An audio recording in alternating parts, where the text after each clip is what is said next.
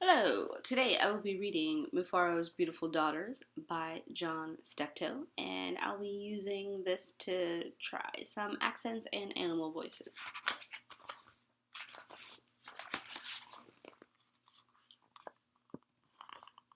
A long time ago, in a certain place in Africa, a small village lay across a river and half a day's journey from a city where a great king lived.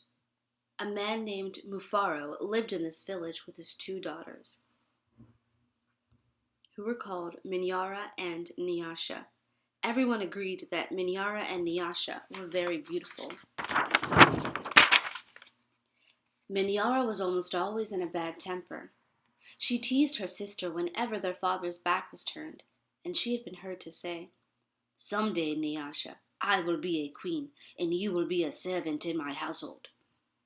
"If that should come to pass," Nyasha responded, "I will be pleased to serve you. But why do you say such things? You are clever and strong and beautiful. Why are you so unhappy?" "Because everyone talks about how kind you are, and they praise everything you do," Minyara replied. "I'm certain that father loves you best, but when I am a queen, everyone will know that your silly kindness is only weakness." Nyasha was sad that Minyara felt this way, but she ignored her sister's words and went about her chores. Nyasha kept a small plot of land on which she grew millet, sunflowers, yams, and vegetables. She always sang as she worked, and some said it was her singing that made her crops more bountiful than anyone else's. One day, Nyasha noticed a small garden snake resting beneath a yam vine. "Good day, little Nyoka," she called to him. "You are welcome here. You will keep away any creatures who might spoil my vegetables." She bent forward, gave the little snake a loving pat on the head, and then returned to her work. From that day on, Nyoka was always at Nyasha's side when she tended her garden. It was said that she sang all the more sweetly when he was there. Mufaro knew nothing of how Minyara treated Nyasha. Nyasha was too considerate of her father's feelings to complain, and Minyara was always careful to behave herself when Mufaro was around. Early one morning, a messenger from the city arrived. The great king wanted a wife. "The most worthy and beautiful daughters in the land are invited to appear before the king, and he will choose one to become queen," the messenger proclaimed. Mufaro called Minyara and Nyasha to him. "It would be a great honor to have one of you chosen," he said. "Prepare yourselves to journey to the city. I will call together all our friends to make a wedding party. We will leave tomorrow as the sun rises." "But my father," Minyara said sweetly, "it would be painful for either of us to leave you, even to be wife to the king. I know Nyasha would grieve to death if she were parted from you. I am strong. Send me to the city and let poor Nyasha be happy here with you." Mufaro beamed with pride. "The king has asked for the most worthy and the most beautiful. No, Minyara, I cannot send you alone. Only a king can choose between two such worthy daughters. Both of you must go." That night, when everyone was asleep, Minyara stole quietly out of the village. She had never been in the forest at night before, and she was frightened. But her greed to be the first to appear before the king drove her on. In her hurry, she almost stumbled over a small boy who suddenly appeared standing in the path. "Please," said the boy, "I am hungry. Will you give me something to eat?" "I have brought only enough for myself," Minyara replied. "But please," said the boy, "I am so very hungry." "Out of my way, boy! Tomorrow I will become your queen. How dare you stand in my path?" After traveling for what seemed to be a great distance, Minyara came to a small clearing. There, silhouetted against the moonlight, was an old woman seated on a large stone. The old woman spoke. "I will give you some advice, Minyara. Soon after you pass the place where the two paths cross, you will see a grove of trees. They will laugh at you. You must not laugh in return. Later you will meet a man with his head under his arm. You must be polite to him. How do you know my name? How dare you advise your future queen? Stand aside, you ugly old woman.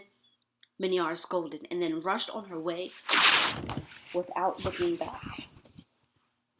Just as the old woman had foretold, Miniara came to a grove of trees, and they did indeed seem to be laughing at her.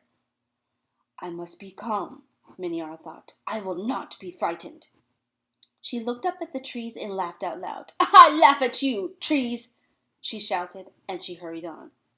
It was not yet dawn when Miniara heard the sound of rushing water. The river must be up ahead, she thought. The great city is just on the other side. But there, on the rise, she saw a man with his head tucked under his arm.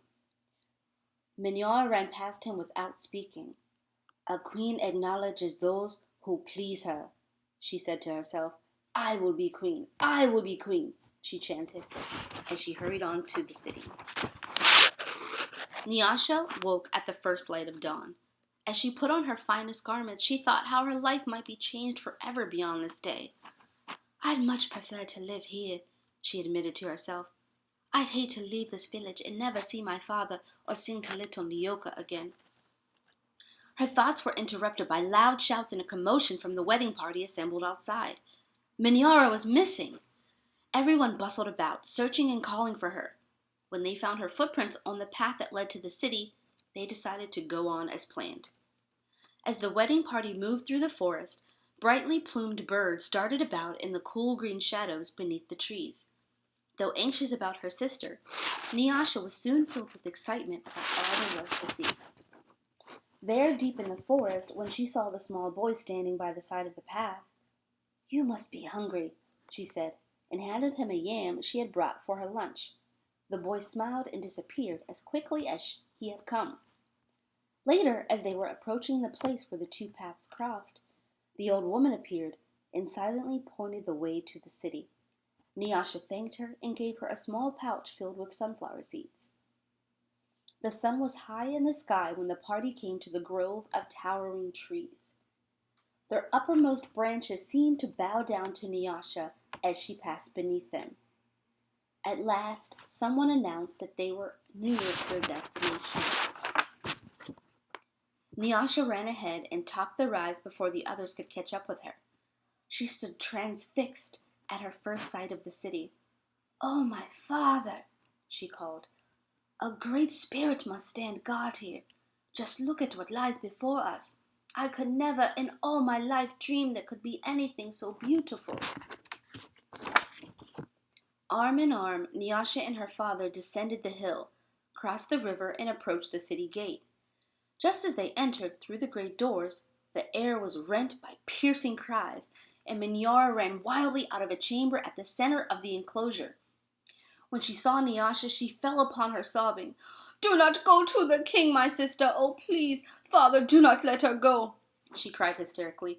There's a great monster in there, a snake with 5 heads. He said that he knew all my faults and that I displeased him. He would have swallowed me alive if I had not run. Oh, my sister, please do not go inside that place. It frightened Nyasha to see her sister so upset, but leaving her father to comfort Miniara, she bravely made her way to the chamber and opened the door. On the seat of the great chief's stool lay the little garden snake. Nyasha laughed with relief and joy. My little friend, she exclaimed, it's such a pleasure to see you. But why are you here? I am the king, Nyoka replied. And there, before Nyasha's eyes, the garden snake changed shape. I am the king. I am also the hungry boy with whom you shared a yam in the forest, and the old woman to whom you made a gift of sunflower seeds. But you know me best as Nyoka, because I have been all of these. I know you to be the most worthy and most beautiful daughter in the land. It would make me very happy if you would be my wife. And so it was that, a long time ago, Nyasha agreed to be married. The king's mother and sisters took Nyasha to their house. and the wedding preparations began. The best weavers in the land laid out their finest cloth for her wedding garments. Villagers from all around were invited to the celebration, and a great feast was held. Nyasha prepared the bread for the wedding feast from millet that had been brought from her village.